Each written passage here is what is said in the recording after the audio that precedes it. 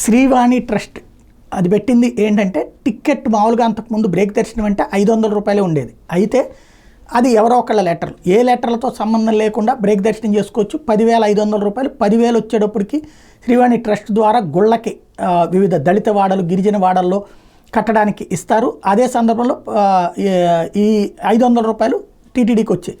దీని మీద రకరకాలైనటువంటి చర్చ, ప్రచారము అంతా నడిచింది. ఇప్పుడు శ్రీవాణికి సంబంధించినటువంటిది టికెట్లు ఆన్లైన్లోనూ దొరుకుతున్నాయి, లేదా ఎయిర్పోర్ట్లో దొరుకుతున్నాయి. అట్లా కాకుండా అక్కడికి వెళ్ళినా కూడా ఈ టికెట్ దొరికేటందుకు గాను శ్రీవాణి ట్రస్ట్ భక్తుల కోసం టికెట్లు జారీ చేసేందుకోసం కొత్త నిర్ణయం తీసుకున్నారు. గోకులం వెనకాల వైపు ఉన్న ఖాళీ స్థలంలో ఒక కౌంటర్ ఏర్పాటు చేయడానికి రెడీ అవుతున్నారు.